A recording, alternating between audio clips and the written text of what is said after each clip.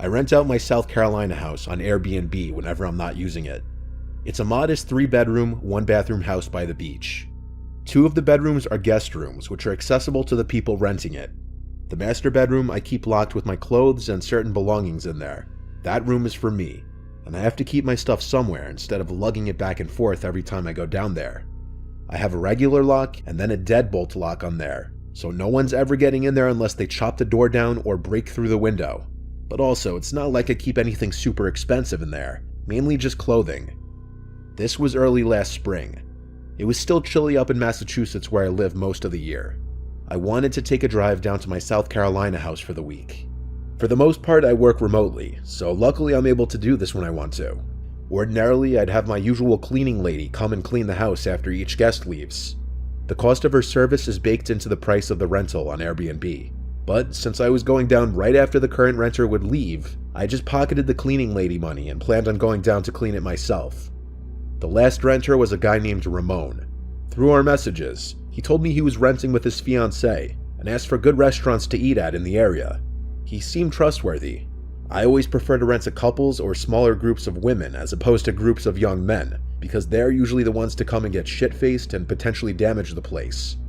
I started my drive very early in the morning. It was about a 16-hour drive, stopping only for a quick bite and to use the bathroom. By the time I got to the house, it was about 10 o'clock at night. I went to unlock and open the front door first, before going back to my car to grab my bags and go inside. I was shot from driving. I didn't even bother checking the place out or anything for a mess. I just went straight to my bedroom door to unlock it. I collapsed into the bed without brushing my teeth or anything. For those that haven't done it, a 16-hour straight drive will absolutely kill you. I crawled under the covers, and I was out like a baby in a matter of minutes. You'd think I'd have slept through the night, but no, I woke up in a black room. The clock next to my bed read 11:30 p.m. I had only been asleep for a little more than an hour. Something woke me up. I grabbed my phone to check for any texts out of habit. Then I turned on the bedside lamp. I looked around the room, then got up and went out to the living room. I took this moment to start analyzing the place. I didn't notice a single thing moved. Not a pillow, not a can of beer, nothing. I went to the bedrooms. Both were void of any people, though the covers on a bed in one of the rooms seemed to have been moved. So yes, they did come. I thought they may have been the cleanest couple to have ever stayed in my place. I have a camera set up on the front porch of the house. I never really think to check it unless a customer is giving me any kind of hard time, but I was curious. I opened the app to the camera system on my phone and went to the movement history. It picked up on a man entering the house via the code lock 3 days earlier. Just a man though, he had no woman with him. Strange. I checked for any other movement updates from then until the moment I showed up, which it also caught on video, and there was nothing. I checked it over like 5 times. I suddenly got the chills. I went to the Airbnb app to message Ramon and ask if he checked out okay, even though it was late at night. I went to check the bedroom where I presumed he slept in. I started checking under the bed and in the closets. I was yanking the closet doors open as if I were ripping off a band-aid. Each time, I was greeted with an empty closet. I moved along to the second guest bedroom. Both twin beds in here were still neat and untouched. As I yanked open the last closet he could have been in, I saw that it was empty. I sat on one of the beds for a second to just stare at the conversation between Ramon and I. That's when I heard the master bedroom door click shut, quietly, in a way that a person would have done it, not a draft. I went out to the living room and looked at the master bedroom door. I said, "Ramon, are you still in here?" with a shake in my voice. No response. I could see the light was still on in the room through the bottom crack of the door. I got on all fours to look under the crack of the door, and I fell backwards when I saw 2 feet standing not far behind the door, maybe a couple feet away. I went to the knife holder in the kitchen planning to grab the biggest carving knife, and it was already taken. By this point, my only logical option was to leave the house and call 911, and that's what I did. I waited out front until the police showed up. Then as we went inside, there was Ramon, waiting in the living room, no knife in hand. He spoke in this Portuguese accent, acting all innocent, saying he just needed a place to stay for one more night, which was complete bullshit. He denied ever picking up the knife, which was conveniently placed back in the knife holder now. After 30 minutes of 2 police officers outside talking to Ramon and 2 inside talking to me, They actually let him go and told me I should contact Airbnb and try to work it out with them, and I was just shocked. I felt like the police didn't do their job. After everyone left, I changed the lock code on the door, and I contacted Airbnb about what happened. Though I didn't receive payment for the extra day Ramon squatted in my house, they did apparently ban him from ever using the app again. It doesn't really feel like proper justice though, when he was potentially waiting to stab me in my own house, in my own bedroom.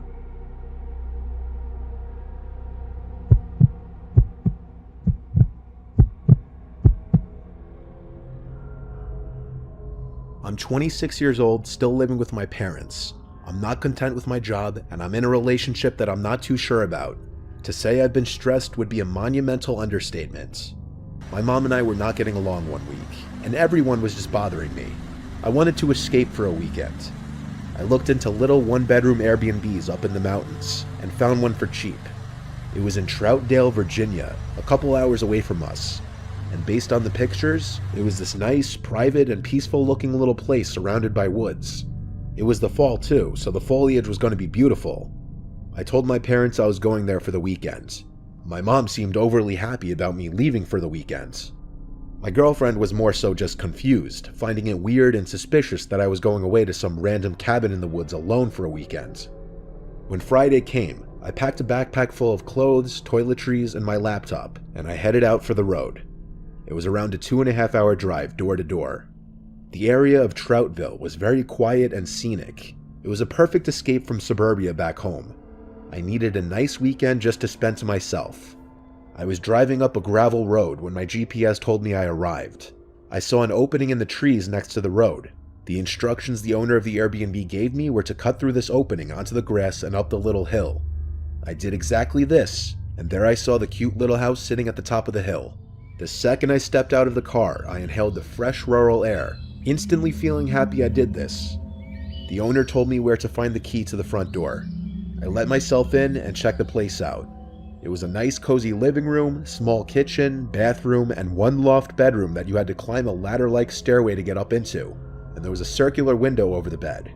Lots of light got into the house, which was nice. I went out to walk some of the trails the owner told me about a 5-minute drive away. On the drive back to the house afterwards, I noticed these two guys walking down the gravel road, and as my car was passing, they literally stopped in their tracks to turn and look at me as I passed. I waved and smiled, thinking they were friendly locals, but they didn't wave back. It was completely off-putting. They looked at me as if my driving down the road was a crime. I didn't look back. I turned into the entrance of the property and back up the hill. I started reading one of the books I brought with me in the living room with the fireplace going. It was incredibly cozy. The sun was on its way down, and after reading a chapter of my book, I realized I was getting hungry. I went outside to my car, about to drive to the nearest Walmart, when I noticed two men kind of running into the woods down the hill by the entrance of the property, probably in response to seeing me come outside. I wondered if it was those two guys from the road earlier. It was incredibly strange. I suddenly decided to take my laptop and backpack with me in the car while I was gone just to be safe. On the drive into town, I messaged the owner letting him know about this. He replied saying it's nothing to be alarmed about. There's a lot of teens in the area that walk around. So I dismissed it. I drove like 20 minutes to the closest Walmart since there were literally no grocery stores in the area. I picked up a few food items to hold me over, some milk, granola bars, fruit, frozen dinners, bread, and cold cuts. By the time I got back to the Airbnb, it was completely pitch black out. There were no streetlights on these gravelly roads, and with no neighboring houses, truly the only light was from my headlights. It was creepy for sure. I pulled up to the hill to the little house. It was almost hard to find in the dark. I grabbed my backpack and the grocery bag and went up to the house in the dark, using my phone's flashlight to see. Once inside, I locked the door immediately. It was creepy out there. I ate real quick and went back to reading my book by the fire, and pretty soon the lights to the room suddenly cut out, and the only light in the entire house was from the fireplace. I tried flicking on anything electric, but the power was gone. I went to message the owner again, who swiftly replied back to check the main breaker in the circuit box outside by the telephone pole near the back of the house. I didn't reply. There was no way in hell I was going out there. I was already paranoid from earlier. And why would the power be randomly cut out anyway? Something was off. I heard a creak in the floorboard from the darkest corner of the room by the bathroom door. I looked over and saw this tall, looming figure in the doorway of the bathroom, lit up only by the fireplace. My worst fear had been realized. This was actually happening. A soft yet deep and disturbing voice told me to remain calm and give him everything I had. I was so scared I could barely speak. I said all I had was my laptop and some clothes. He told me to empty my wallet of all my money, which I did. As he stood in the doorway, I still couldn't see his face. He told me to go into the kitchen and stay there. Moments later, I heard the door to the house close. I looked into the living room. My laptop, backpack, and money was all gone. I called 911 quietly to report a robbery. 20 minutes later, an officer arrived. I described the two guys I'd seen walking down the street earlier that day, assuming it was them working together on this. Basically, all the officer could tell me was that they'd be on the lookout for anyone matching those descriptions. I messaged the owner to tell him what happened, and he was sympathetic at first, or so it seemed.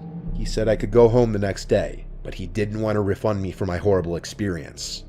A trip I thought would be a nice detox for a stressful point in my life only made it worse. Luckily, my laptop was only like $400, and I didn't pack any expensive clothing, but it was still the scariest experience of my life. There is a small part of me that believes the Airbnb host may have something to do with it, because I still have no idea how that guy got into the house.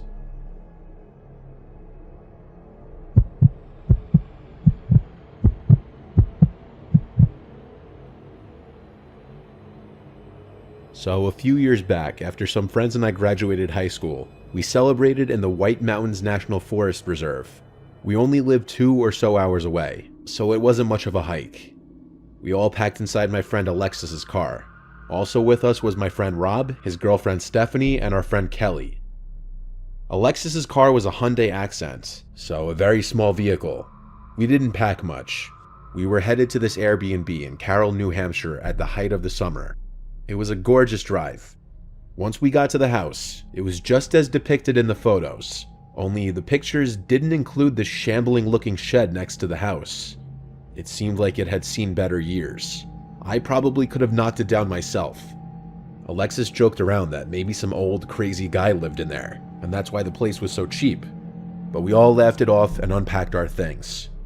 I'll be honest, I was really into Alexis, and I think she was into me, on account that she said we should share a bed.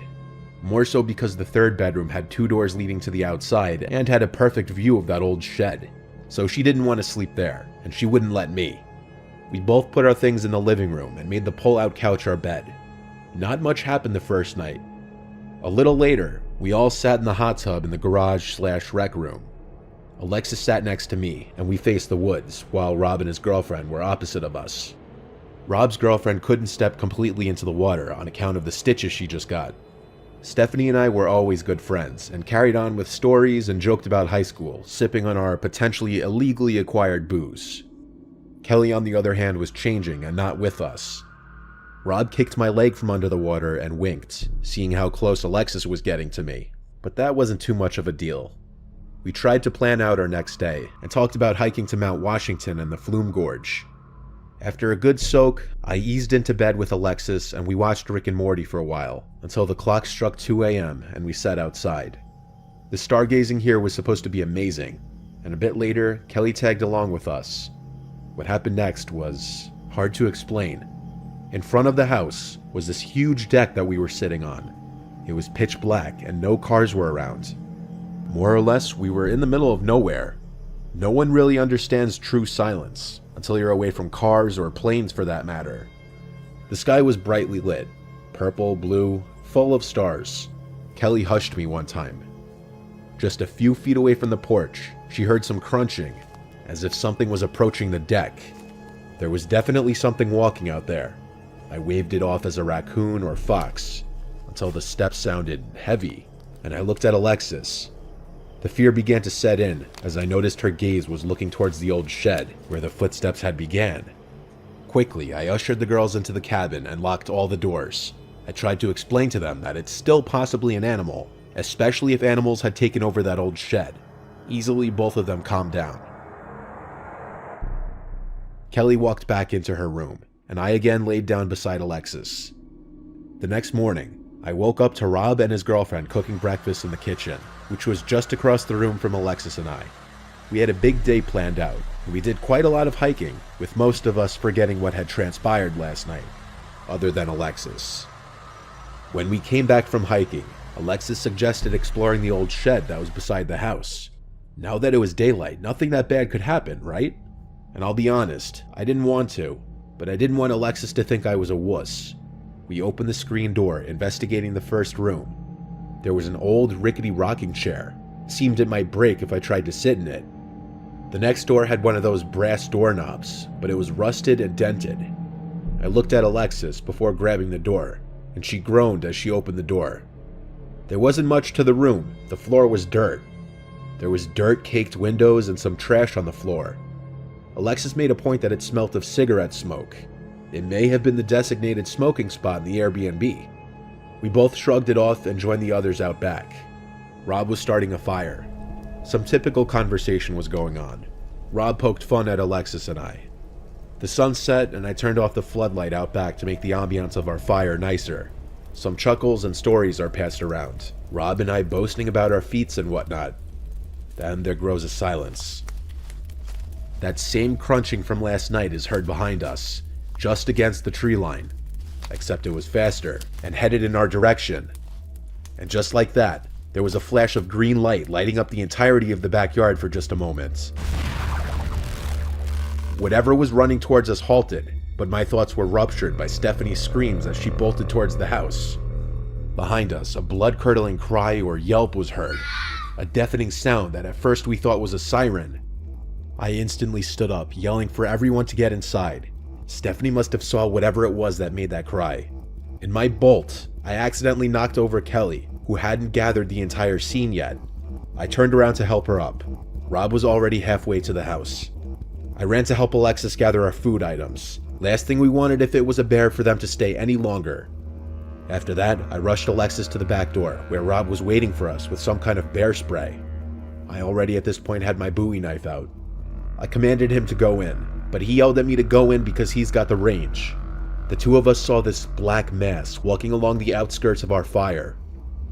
We didn't stay long enough to find out what it was. After meeting the girls in the living room, we called the police immediately. The officer reported to the house and looked all around with his flashlight, finding nothing. He clarified to us that the flash was due to lightning striking a nearby power line or transformer. As for the thing, he said it was likely a fish or cat or something. But Stephanie said that she saw a man, hunched over with a cloak or blanket hung over him. Least to say, we didn't stay the next night over. The sheer paranoia of someone or something stalking us in the woods was reason enough. To say the least, we haven't returned to the mountains since. Who knows what's crawling around in those woods?